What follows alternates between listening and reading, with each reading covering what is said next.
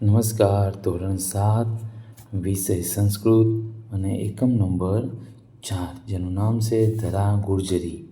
એના અધ્યયન પોથી સોલ્યુશન માર્ગદર્શનમાં તમારું સ્વાગત છે. અહીંયા તમને માર્ગદર્શન આપવામાં આવશે. અમારી યુટ્યુબની અંગત ચેનલ છે જેમાં અંગત વિચારો રજૂ કરેલા હોય તો આપ ફક્ત એનો તમારા માર્ગદર્શન માટે ઉપયોગ કરી શકો છો. બાકી તમારી રીતે જ તમારે ભરવાનું રહેશે. એમાં જોઈએ આપણે નંબર 1. પ્રશ્ન નંબર 1ની અંદર કીધું છે અનુલેખન કરો. અનુલેખન એટલે જોઈને સારા અક્ષરે લખવાનું. તો અહીંયા જેવું જ આ વાક્ય આપેલું છે એવું જ વાક્ય આપણે અહીંયા ફરીથી એને લખવાનું છે, જોઈને સરસ અક્ષરે. એવી જ રીતે તમારા દરેક વાક્ય છે એ અનુલેખન કરવાનું રહેશે. સામ્રપતયા ઇતિહાસો વિશાલ કોંતેશ્વરસ્ય તુ દક્ષિણધામ.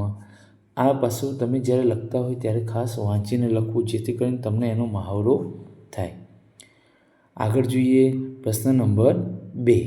પ્રશ્ન નંબર 2ની અંદર સૂચના આપવામાં આવી છે કે પ્રશ્નોના જવાબ આપો. જ્યારે પ્રશ્નોના જવાબ આપવાના છે ત્યારે ખાસ ધ્યાન રાખવાનું કે એમાં પ્રશ્ન કયો છે. અહીંયા આપણે જોઈએ તો પહેલો જ પ્રશ્ન જોઈએ જેમાં કીધું છે ઉત્તર દિશાયામ કા રક્ષતી. તો ઉત્તર દિશાયામ અંબા રક્ષતી.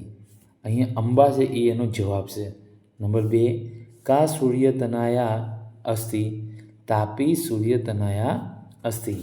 નંબર 3, કસ્યા ઇતિહાસ વિશાલ અસ્તિ. સાંભ્રમત્યા ઇતિહાસ વિશાલ અસ્તિ. આગળ જોઈએ નંબર 4. નંબર 4ની અંદર કીધું છે પશ્ચિમ દિશાયામ કહ વસતિ. પશ્ચિમ દિશાયામ કૃષ્ણ વસતિ. આગળ જોઈએ 5 નંબર દક્ષિણ દિશાયામ કસ્ય ધામ અસ્તિ. દક્ષિણ દિશાયામ કુંતેશ્વર ધામ અસ્તિ. ઉપર જો તમે ધ્યાનથી આપણે જે અનુલેખન જે કર્યું હોય તો એની અંદરથી જ તમને આ જે જવાબો છે એના જવાબો મળી રહેતા હોય છે. 3 થી 4 જવાબો એમાં છે. પણ જો તમે એને લખતી વખતે વાંચ્યું હોય તો, એટલે ખાસ લખતી વખતે વાંચન કરવું જરૂરી છે. સૂચના પણ જોઈ લેવી જરૂરી છે. અહીંયા પ્રશ્ન નંબર 3ની અંદર કીધું છે કે જોડકા જોડો.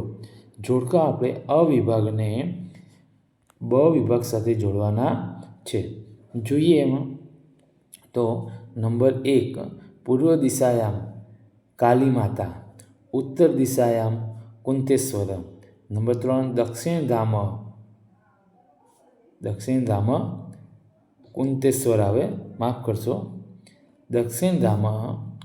ઉત્તર દિશાયામ અંબા માતા. દક્ષિણ ધામ કુંતેશ્વર. પૂર્ણ સલિલા નર્મદા માતા ધર્મદાયિની ગુર્જરી. તો આવી રીતે એનો જોડકા જોડી શકાય છે. આગળ જોઈએ આપણે પ્રશ્ન નંબર 4 જેમાં ખાલી જગ્યા પૂરો. અહીંયા આપણને કહેવામાં આવ્યું છે કે ખાલી જગ્યા પૂરો. હવે ખાલી જગ્યા જે છે એ આપણે પાછળ જે શબ્દ આપેલો એમાં ફેરફાર કરીને કરવાનો છે. જેમ કે અહીંયા કૌંસમાં આપેલું છે બ્રહ્મપુત્રા.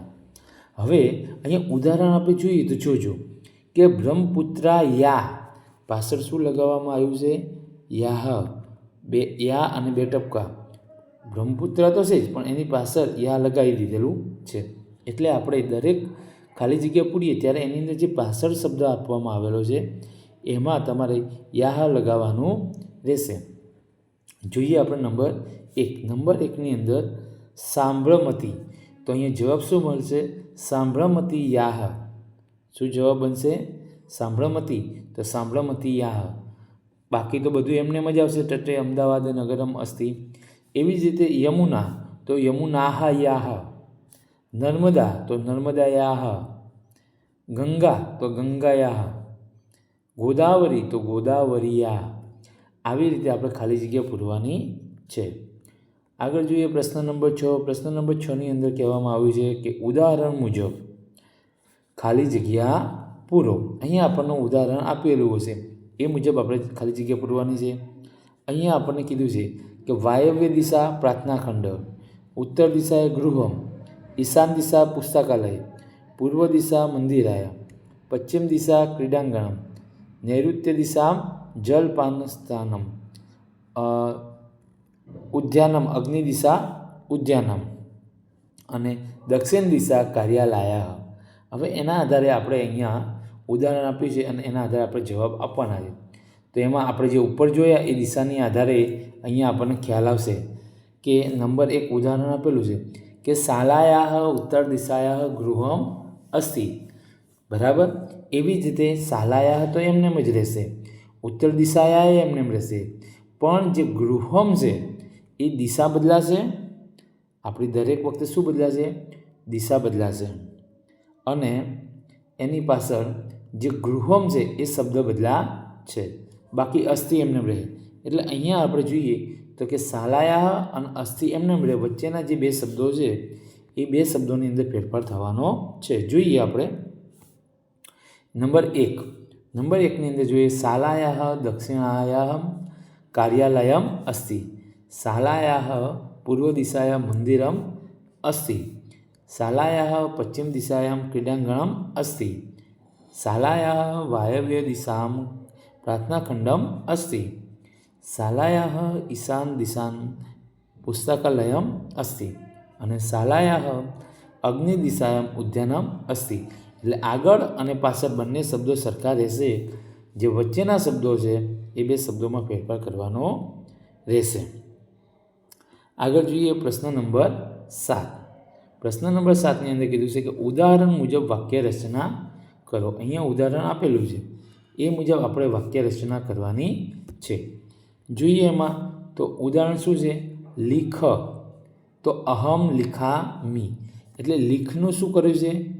લીખામી. લીખનું શું કર્યું છે? લીખા અને મી. તો હવે અહીંયા આપણને જે નવો શબ્દ મળશે એ નવા શબ્દમાં શું કરવાનું રહેશે? તો કે નવા શબ્દની અંદર પણ એવું જ કરવાનું રહેશે. આપણે એની અંદર જોઈએ તો પ્રથમ શબ્દ આપેલો છે પઠ. તો શું થશે? અહમ પઠામી. બરાબર. એવી જ રીતે આગળ જોઈએ નંબર 2 પીબ. તો શું બનશે? અહમ પીબામી. રમ અહમ રમામી. નય અહમ નયામી. હસ અહમ હસામી. આગળ જોઈએ તો અહીંયા આપણું સ્વઅધ્યયન પોથી સોલ્યુશન માર્ગદર્શન પૂર્ણ થાય છે. આવા જ માર્ગદર્શનપૂર્ણ વિડીયો મેળવવા અને અમારી સાથે જોડાયેલા રહેવા માટે અમારી ચેનલને આજે જ સબસ્ક્રાઈબ કરો અને આવા માર્ગદર્શનપૂર્ણ વિડીયો મેળવતા રહો. આવજો.